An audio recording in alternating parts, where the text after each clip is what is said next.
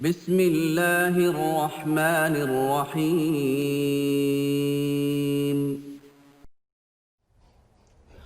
السلام علیکم ورحمۃ اللہ وبرکاتہ۔ ویورز، آپ کو آپ کے اپنے چینل ازمودہ وظیفہ میں خوش آمدید کہتے ہیں۔ اہلا و سہلا و مرحبا۔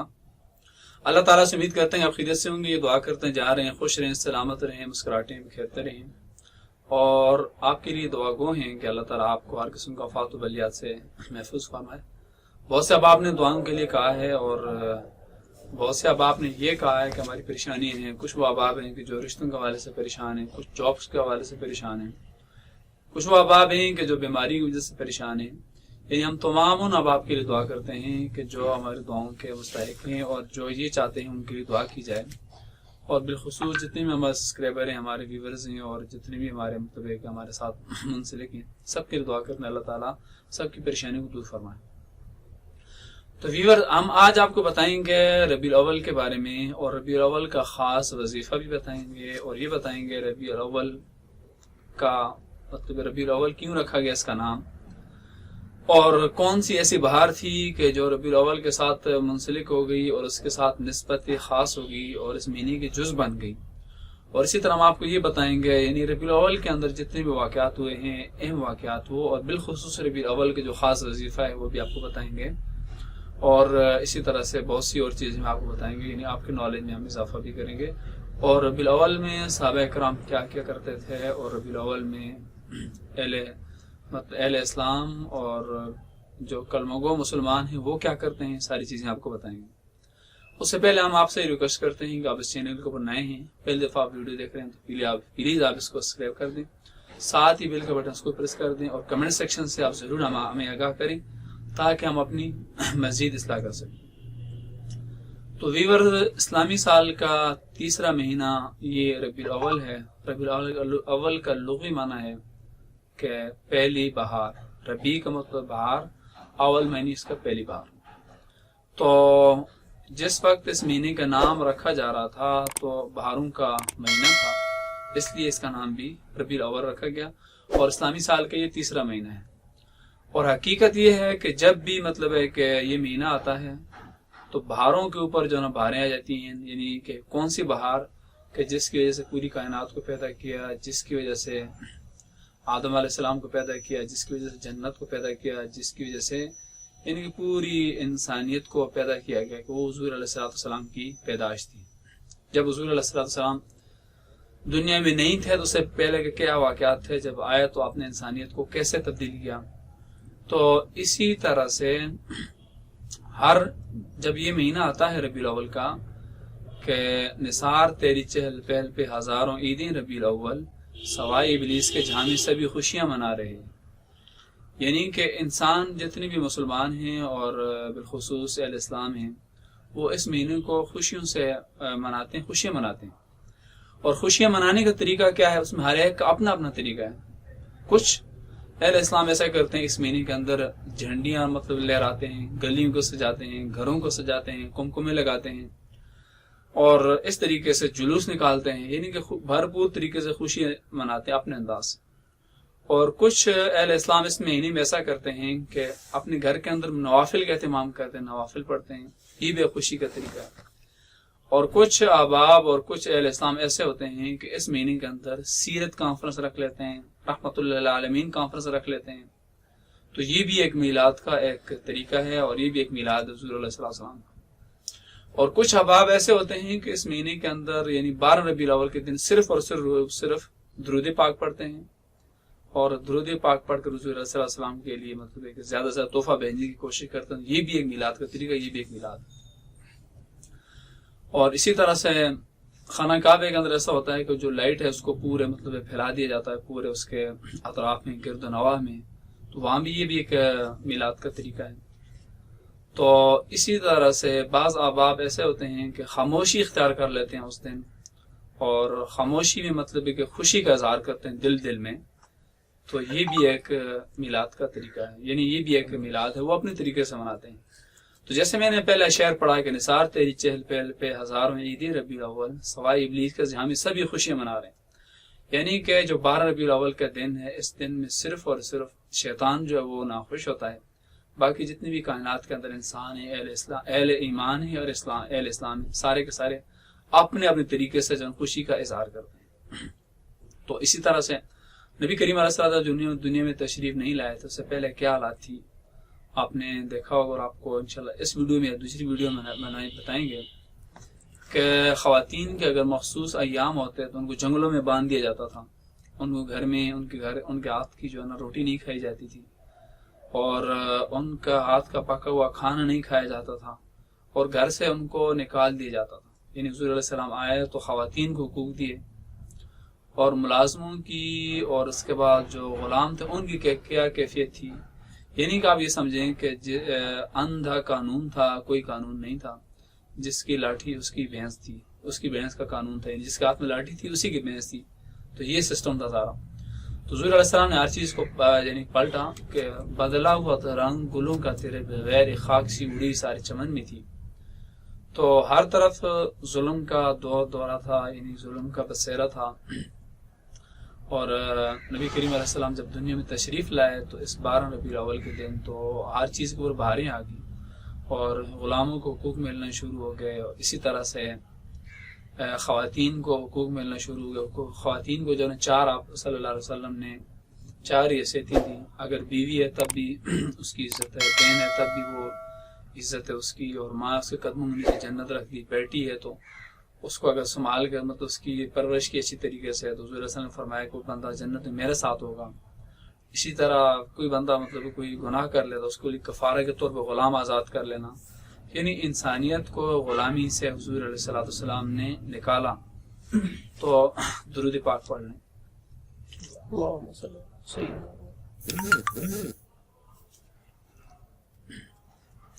تو اسی طرح جب بھی 12 ربیع الاول کا دن آتا ہے تو انسانوں کے اوپر بہاریں آ جاتی ہیں، انسان جو ان سے خوش ہوتے ہیں۔ اور اس مہینے کا جو خاص وظیفہ ہے، جب اب آپ پوچھتے ہیں کہ ربیع الاول کا کیا وظیفہ ہے، اس مہینے کا خاص جو وظیفہ ہے آپ نے درود پاک پڑھنا ہے۔ مرضی آپ دن میں پڑھیں، شام میں پڑھیں اور صبح پڑھیں، جب بھی آپ کے پاس موقع ہو، چلتے پھرتے پڑھیں۔ تو بہترین وظیفہ اس مہینے کا یہ ہے کہ آپ درود پاک کا کثرت کریں۔ اور پھر اس مہینے کے ایک اور نبی کریم علیہ السلام پہلے ربیع الاول کے دن مکہ سے آپ ہجرت کر کے مدینہ شریف تشریف لائے، اور اسی طرح پھر غار ثور میں آپ پہلے ہی دن کے 3 دن وہاں پر قیام فرمایا، اور 3 دن کے بعد چوتھے دن جب وہاں سے آپ آئے تو مسجد قباء کی آپ نے بنیاد رکھی، اور پھر اسی طرح مدینہ آپ روانگی آپ نے فرمائی، اور 8 ربیع الاول کو مسجد قباء کی جو بنیاد رکھی، اور اس طرح 12 کو پہلی نماز جمعہ ہوئی، اور 19 ربیع الاول کو مسجد نبی کی تعمیر کی گئی، اور نماز کے لیے اذان شروع ہوئی تو وہ بھی اسی ربیع الاول کے مہینے میں ہوئی، اور 1 ہجری میں جو ہے نا وہ شراب حرام ہوئی۔ آپ نے سنا ہوگا کہ پہلے لوگ جب اذان ہوتی ہے، نماز کا اعلان کیا جاتا تھا، کچھ لوگ اعلان کیا کرتے تھے، کچھ دھوئیں جلاتے تھے، آگ جلاتے تھے، اس کو دھوئیں کو لوگ دیکھ کر مسجد میں نماز کے لیے آتے تھے، اور کچھ کیا کرتے تھے، کچھ کیا کرتے، اپنا اپنا طریقہ تھا۔ تو یہ اذان کو جو سسٹم ہے یہ بھی ربیع الاول کے مہینے میں شروع ہوا، اور اسی طرح سے حضور علیہ السلام کی جو ولادت ہے یہ ایک بہت بڑی نعمت عظمی ہے۔ یہ وہ نعمت ہے کہ اس کے بدلے میں یعنی تمام جو نعمتیں ہیں، یہ تمام نعمتیں اس نعمت کا صدقہ ہیں، اور تمام جو خوشیاں ہیں وہ اس خوشی کی جو ہے نا وہ صدقہ ہیں، تمام خوشیاں اس خوشی کا تصدق ہیں۔ تو اسی طرح سے نبی کریم علیہ السلام نے اسی ربیع الاول کے مہینے میں قبیلے کے جو سردار تھے ان کو خطوط لکھے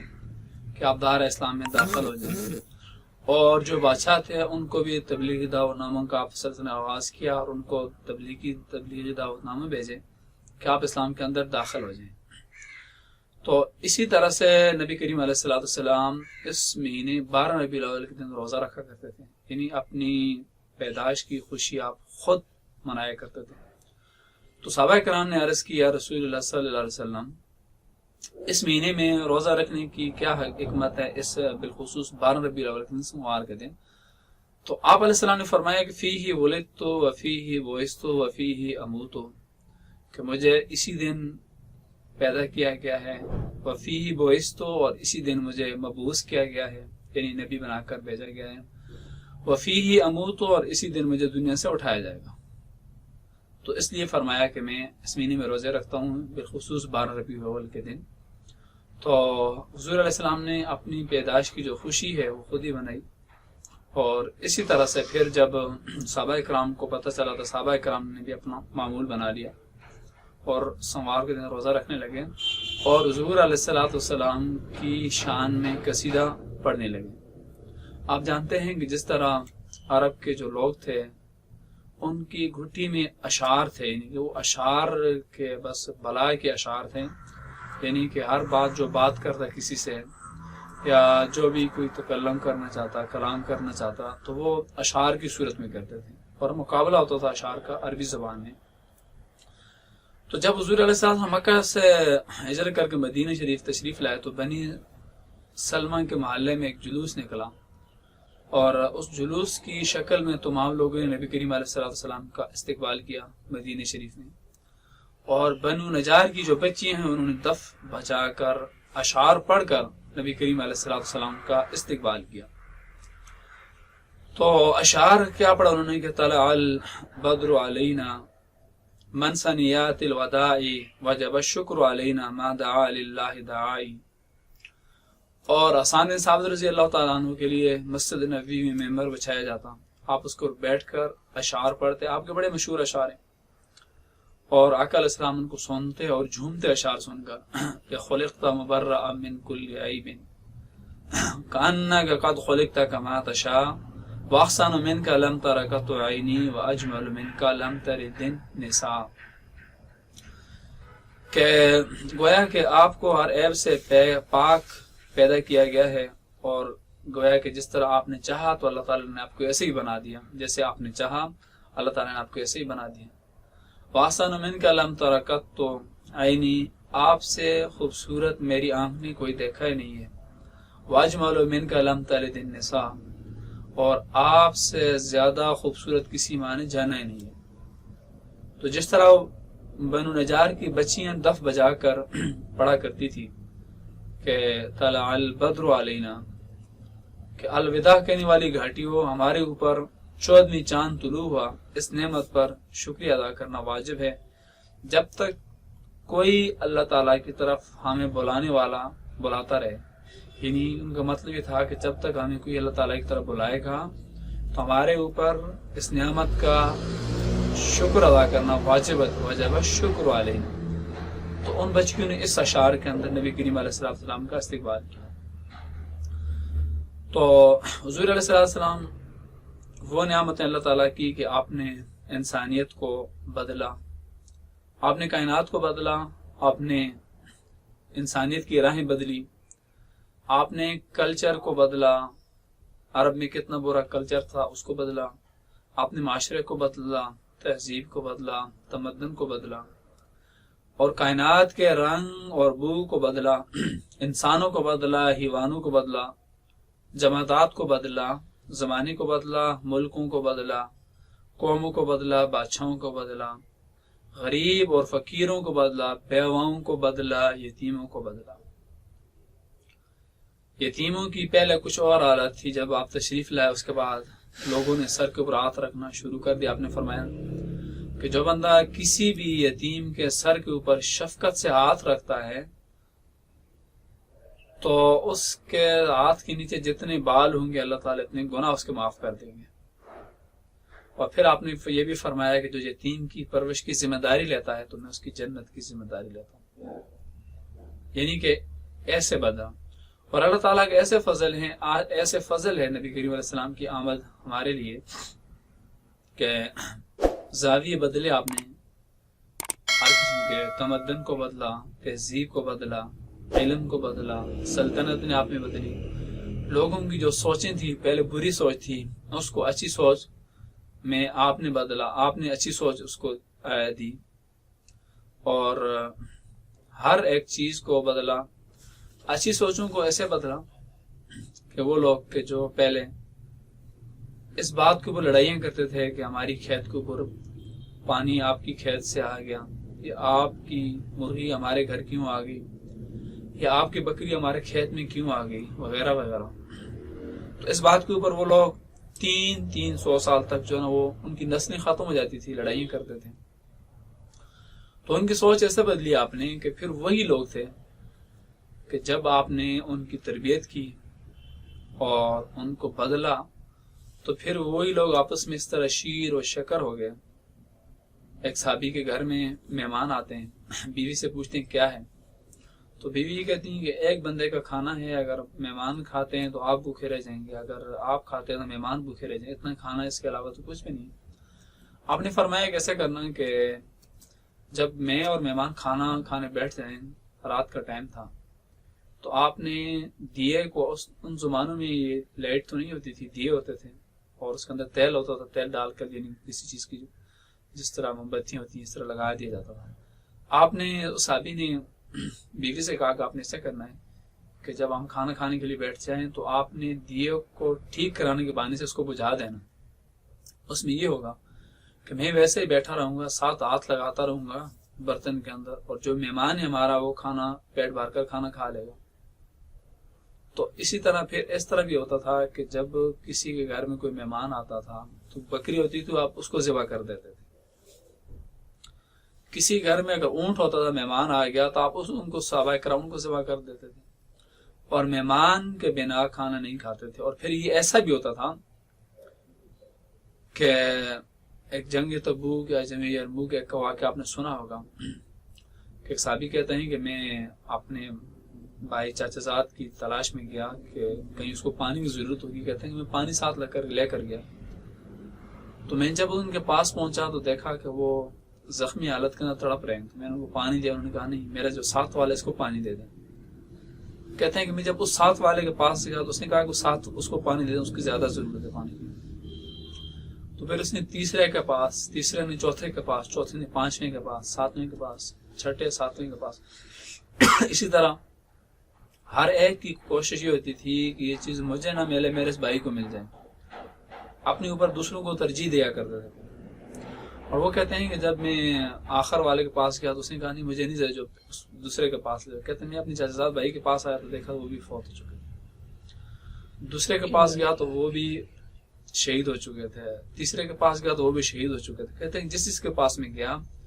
سارے کے سارے شہید ہو چکے تھے، پانی میرے ہاتھ میں ایسے ہی بچ گیا تھا۔ یہ وہ چیز تھی کہ جس کو آپ علیہ السلام نے انسانیت کو بدلا۔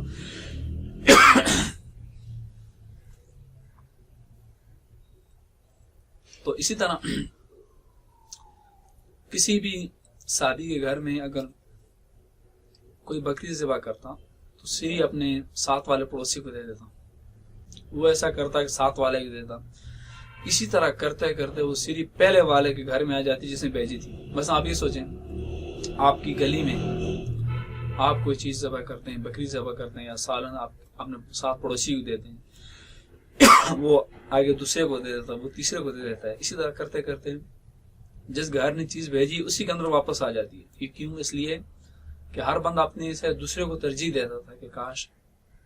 میں بھوکا رہوں، میں ننگا رہوں، میں جیسے بھی رہوں، جو میرا پڑوسی ہے، جو میرا ساتھ والا ہے، یہ چیز اس کو مل جائے۔ تو یہ کس چیز کا تصدق ہے کہ حضور علیہ السلام کی آمد کا سلسلہ تھا۔ اگر آپ علیہ السلام نے لوگوں کی تربیت نہ کی ہوتی تو پھر یہ ہوتا کہ معاشرہ ایسے پروان نہ چڑھتا۔ تو پھر اسی طرح آپ دیکھیں کہ سوچوں کو کیسے بدلا حضور علیہ السلام نے، کہ آقا علیہ السلام راستے پہ جا رہے تھے مکہ شریف میں، دیکھا کہ ایک بزرگ ہیں، ایک ضعیفہ ہیں اور ایک بڑھیا، مطلب ایک بڑی عمر کی، ان کے پاس بہت زیادہ اتنا سامان ہے وہ اٹھا نہیں سکتے۔ تو آقا علیہ السلام نے اس کا سامان اٹھا لیا۔ جب سامان اٹھایا تو راستے میں جا رہے ہیں تو وہ کہنے لگی کہ اے بیٹے آپ ایسا کیجئے کہ میں آپ کو، یعنی کہ آپ کو پتہ ہے کہ جب بھی کوئی بڑی ہے، کوئی بزرگ اس کے بندے ہیلپ کرتے، اس کے سامان اٹھا کے چلنا شروع کر دیتا ہے، وہ کچھ نصیحت کرتے ہیں، بزرگ کی وصیت کرتے ہیں۔ ان کی نصیحت یہ ہوتی ہے کہ وہ چاہتے ہیں کہ جس وجہ سے ہم یہاں سے بھاگ رہے ہیں یا جو ہمیں تکلیف پہنچی ہے، ہم اس کو بھی ایسی باتیں بتائیں کہ اس کا بھی بھلا ہو جائے۔ تو حضور علیہ السلام نے کہا کہ بوڑھی اماں کہاں جا رہی ہے اور تیرا یہ سامان میں کہاں چھوڑ کر ہوں؟ اس نے کہا میں مکہ چھوڑ رہی ہوں، اس لیے کہ مجھے ابو جہل نے یہ بتایا ہے کہ مکہ میں ایک ایسا بندہ آیا ہے کہ جو اس کی باتیں سنتا ہے وہ اس کا ہو کر رہ جاتا ہے، جو اس کو ایک دفعہ دیکھ لیتا وہ اس کا ہو کر رہ جاتا ہے۔ تو معاذ اللہ میں اپنا ایمان بچانا چاہتی ہوں، یعنی کہ یہ بھی کہیں ایسا نہ ہو کہ میں اس کے ہاتھ چڑھ جاؤں اور وہ اس کا کلمہ پڑھ لوں۔ اور وہ یہ کہنے لگی کہ بیٹے وہ جو مکہ میں آیا ہے وہ ہمارے جو بت ہیں 360 بت ہیں، ہمارے جتنے بت ہیں اتنے زیادہ، وہ کہتے ہیں یہ کچھ بھی نہیں کر سکتے، کرنے والی صرف اللہ کی ذات ہے، تو اس لیے ہمارے بتوں کو برا بلا کہتا ہے۔ میں اپنے آپ کو اپنا یعنی ایمان جو ہمارا اس کو بچانے کے لیے یہاں سے بھاگ رہی ہوں۔ آقا علیہ السلام اس کی باتیں سن رہے ہیں ساتھ ساتھ اور جا رہے ہیں جہاں پر بوڑھیا نے کہا تھا کہ میرا سامان وہاں پر پہنچانا۔ آقا علیہ السلام نے اس کا سامان وہاں پر پہنچا دیا، اور جب سامان نیچے رکھا تو بوڑھیا نے آپ کو دیکھا اور کہنے لگی کہ آپ جیسا میں نے اس سے پہلے کوئی دیکھا نہیں ہے، اور آپ جیسا مخلص اور آپ کا جو اخلاق اعلیٰ ہے، آپ نے جو میری مدد کی ہے اس سے پہلے نہ کسی نے کی ہے اور نہ میں نے ایسا کبھی سوچا تھا۔ اور میں آپ کو یہ وصیت کرتی ہوں کہ مکہ میں جو محمد ہے صلی اللہ علیہ وسلم، اس کا نام محمد ہے، تو اس کے پاس آپ نے نہیں جانا، کیونکہ جب اس کے پاس آپ جائیں گے تو آپ اسی کا ہو کر رہ جائیں گے۔ تو حضور علیہ السلام نے فرمایا کہ اماں جان کہ جس محمد کی صلی اللہ علیہ وسلم کی وجہ سے آپ بھاگ رہی ہیں مکہ چھوڑ کر، وہ محمد میں ہی ہوں۔ تو بڑھیا ایک دم حیرت میں ہوگی، اس نے کہا یہ کیسے؟ اور آپ کا چہرہ دیکھنے لگی اور دیکھ کر کہنے لگی کہ آپ کا جو چہرہ ہے یہ کسی جھوٹے کا چہرہ نہیں ہو سکتا،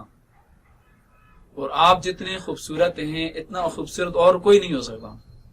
اور آپ جتنے مخلص ہیں اتنا مخلص اور کوئی نہیں ہو سکتا۔ اور بڑھیا نے پھر ایسا کیا کہ آپ کا ماتھا چوما اور ماتھا چوم کر کلمہ پڑھ لیا، اشہد ان لا الہ الا اللہ وحدہ لا شریک لہ واشہد ان محمدًا عبدہ ورسولہ، اور دار اسلام میں داخل ہوگی، اور یہ کہنے لگی کہ آپ کا جو چہرہ ہے کسی جھوٹے کا چہرہ نہیں ہو سکتا، اور آپ سے اعلی اخلاق کا مالک کوئی نہیں ہو سکتا، اور آپ جیسا خوبصورت نوجوان اور دنیا کائنات میں ہو ہی کوئی نہیں سکتا۔ تو وہ کلمہ پڑھ کر اسلام لے۔ اگر حضور علیہ السلام نے لوگوں کو اخلاق کی مطلب ہے کہ اخلاق کا آپ نمونے کے طور پر آپ نے اسی طرح بڑھیا کے ساتھ وہ مدد نہ کی ہوتی تو بڑھیا کبھی بھی اسلام نہ لے کر آتی، اور اسی طرح سے آپ کے اخلاق کی وجہ سے اسلام پھیلا، یعنی آپ کی حکمت عملی سے اسلام پھیلا۔ ہر چیز آپ علیہ السلام نے مطلب بدلی، حیوانوں کو بدلا، حیوانوں کو حقوق ملنا شروع ہو گئے، جانوروں کو حقوق ملنا شروع ہو گئے، انسانوں کو حقوق ملنا شروع ہو گئے۔ آپ دیکھیں کہ بلال رضی اللہ تعالیٰ عنہ ایک غلام تھے، کوئی پوچھتا نہیں تھا، لمبے ہونٹ تھے، حبشہ کے رہنے والے تھے۔ جب خانہ کعبہ فتح ہوا تو ہر وقت اس لوگوں کو خوف تھا اس وقت کہ آج تو خانہ کعبہ فتح ہوا ہے، آج محمد ہم سے بدلہ لیں گے، آج ہر چیز ان کے ہاتھ میں ہے۔ تو اس وقت بلال رضی اللہ تعالیٰ عنہ آپ نے فرمایا کہ بلال تو ایک غلام ہے، آج خانہ کعبہ کی چھت کے اوپر چڑھ کر اذان دے، تاکہ لوگوں کو پتہ چلے کہ معاشرے کے اندر غلام کی بھی عزت ہے، جو پسے ہوئے لوگ ہیں، جو غریب طبقہ کے لوگ ہیں اور جن کو کوئی پوچھتا نہیں، ان کے بھی حقوق ہیں، ان کی بھی عزت ہے۔ آپ خود سوچیں اس وقت کتنا بڑا ایک منظر ہوگا کہ جب خانہ کعبہ فتح ہوا اور کفار جو ڈر سے بھاگ گئے تھے اور مسلمان جشن منا رہے تھے، اور وہ ایک غلام کو نبی کریم علیہ السلام یہ حکم دیتے ہیں کہ خانہ کعبہ کی چھت کے اوپر چڑھ کر جو ہے وہ اذان دیں، تو یہ کتنی بڑی عزت تھی غلام کی، اور یہ کتنا بڑی اس کی ریسپیکٹ تھی، اور اس سے کتنے اور غلام خوش ہوئے ہوں گے، اور اس محلے کے اندر کتنی بڑی چینجنگ آئی ہوگی۔ پھر اسی طرح ایک اور واقعہ صرف 2 منٹ کے آدھا منٹ کے لیے کہ آقا علیہ السلام مسجد نبوی میں تشریف فرمائے ہیں، صحابہ کرام بیٹھے ہیں، ایک بندہ آیا، بڑے بڑے چودھری بیٹھے ہیں وہاں پر، بڑے بڑے سردار بیٹھے ہیں، قریشی بیٹھے ہیں۔ ایک بندہ آیا اور اس نے دیکھا حضور علیہ السلام نے اس کو ہاتھ سلام کیا، تو حضور علیہ السلام نے اس کے ہاتھوں کو دیکھا تو اس کے ہاتھوں کے اوپر وہ نشانات تھے۔ آپ نے فرمایا کہ یہ کیا ہوا؟ وہ عرض کرنے لگے یا رسول اللہ، میں غریب بندہ ہوں، دن میں ہتھوڑا چلاتا ہوں اور بچوں کے لیے رزق حلال کماتا ہوں۔ تو آپ نے سارے لوگوں کے سامنے اس کے ہاتھ کو چوم لیا اور کہا کہ تم میں سے جو شخص مزدوری کرتا، مزدور کا پسینہ خشک ہونے سے پہلے اس کی مزدوری دے دیا کرو۔ اور جو بندہ کسی مزدور کو مطلب مزدوری نہیں دیتا، سے اپنا کام لیتا ہے، تو اس کے کام میں برکت نہیں ہوتی اور اس کا کام الٹا اس کے لیے وبال بن جاتا ہے۔ جو مالک ہوتا ہے، جو مزدور کی مزدوری روک کے بندہ رکھتا ہے، کسی ملازم کی تنخواہ روک کر رکھتا ہے، تو یہ بہت بڑی بدبختی ہے۔ تو آقا علیہ السلام نے پوری کائنات کو بدلا، انسانیت کو بدلا، ہر ایک کو اپنے اپنے حقوق دیے۔ تو یہ سارا کا سارا کیا تھا کہ یہ 12 ربیع الاول کے صدقے تھا، حضور صلی اللہ علیہ وسلم کے صدقے تھا۔ تو اللہ تعالیٰ کی بارگاہ میں دعا، اللہ تعالیٰ نے اپنے ایک دوسرے کے ساتھ ہمدردی کرنے کی، ایک دوسرے کی مدد کرنے کی توفیق عطا فرمائے۔ تھینکس، اللہ حافظ۔